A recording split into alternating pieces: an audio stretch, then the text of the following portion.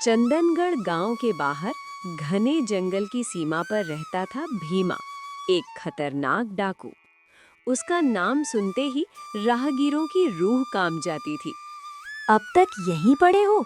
घर में एक पैसा नहीं और तुम्हें आराम सूझ रहा है? अरे 3 दिन ही तो हुए हैं आए हुए, थोड़ा तो आराम करने दे। आराम से पेट नहीं भरता। आज नहीं गए तो खाना नहीं बनेगा।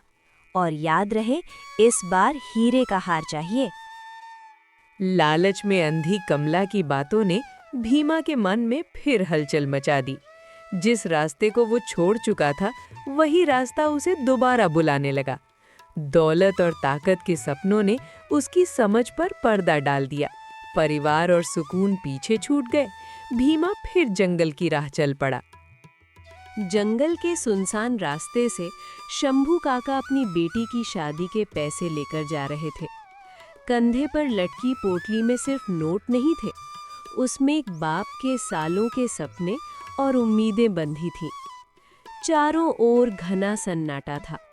पत्तों की सरसराहट डर बढ़ा रही थी। शंभू काका को क्या पता था कि आगे उनकी किस्मत एक मोड़ लेने वाली है। रुक जाओ बूढ़े, जो झोला तेरे कंधे पर है अभी यहीं छोड़ दे। होशियारी दिखाने की कोशिश मत करना, वरना ये जंगल तेरी आखिरी मंजिल बन जाएगा। बेटा, रहम करो।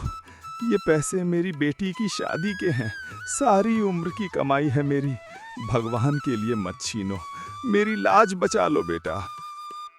मेरे पेट से तेरी बेटी की शादी बड़ी है। मुझे भूख दिख रही है, तेरी मजबूरी नहीं। ज्यादा गिड़गिड़ाया तो यहीं खत्म कर दूंगा। जो है चुपचाप दे दे। भीमा पैसे लूटकर अंधेरे में गुम हो गया।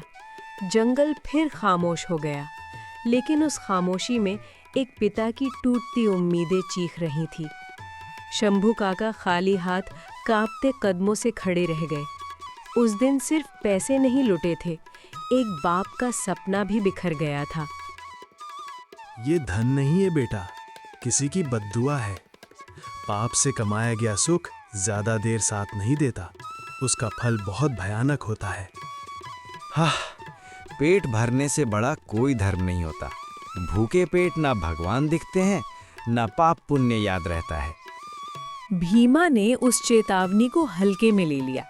उसके कानों तक शब्द पहुंचे जरूर, लेकिन दिल तक नहीं। लालच और अहंकार ने उसकी सोच को अंधा कर दिया।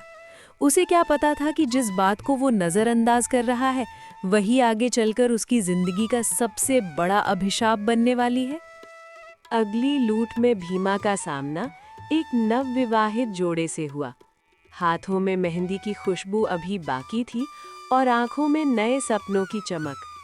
जंगल का वही रास्ता, लेकिन इस बार सामने डर के साथ मासूम उम्मीदें खड़ी थी।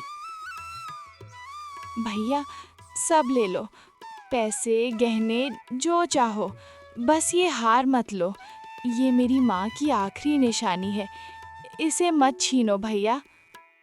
अगर हाथ लगाया तो अच्छा नहीं होगा। एक कदम भी आगे बढ़ाया ना तो अंजाम बहुत बुरा होगा। अब भी मौका है, पीछे हट जा।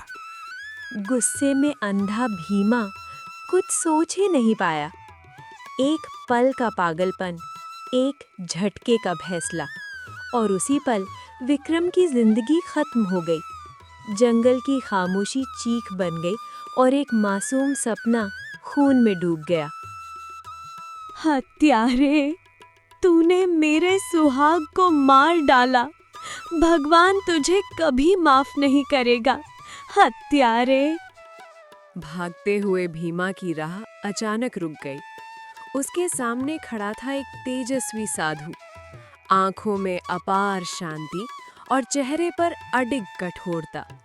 जंगल की अंधेरी हवा थम सी गई, मानो प्रकृति खुद भीमा के पापों का हिसाब लेने आ गई हो।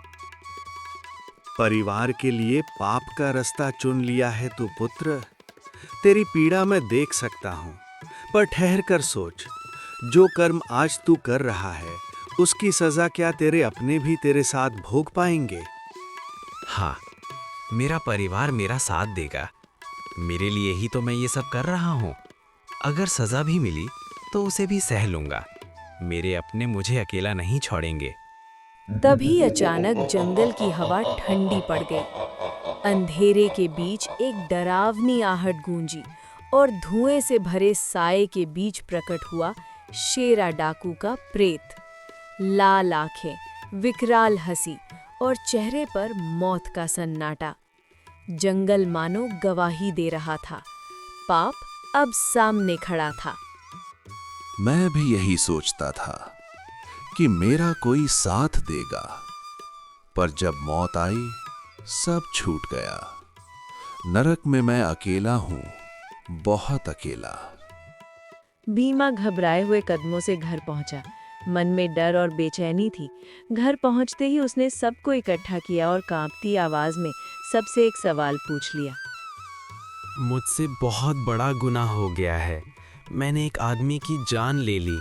डर के मारे समझ नहीं आ रहा अब क्या करूं, किधर जाऊं। पाप तुमने किया है तो सजा भी तुम ही भुगतोगे। अपने गुनाह का बोझ किसी और पर मत डालो। अब इसका अंजाम तुम्हें अकेले झेलना होगा। मुझे नर्क नहीं जाना पिताजी। आपकी गलती की वजह से मुझे भी नर्क में जाना पड़ेगा क्या?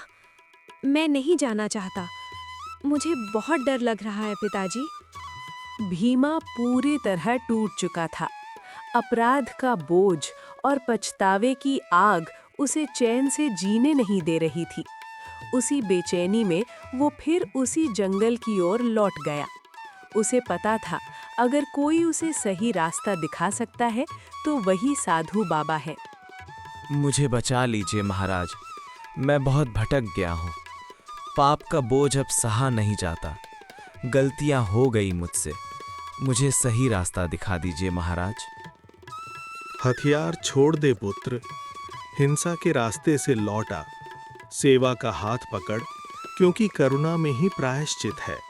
यही मुक्ति का सच्चा रास्ता है। उस दिन के बाद भीमा पूरी तरह बदल गया। डाकू की पहचान पीछे छूट गई और मेहनत की राह सामने आ गई। हथियारों की जगह अब उसके हाथों में औजार थे। लालच से संतोष तक का उसका सफर शुरू हो चुका था। इस दुनिया में रिश्ते स्वार्थ से जुड़ सकते हैं, लेकिन अपने कर्मों का हिसाब हर इंसान को अकेले ही चुकाना पड़ता है।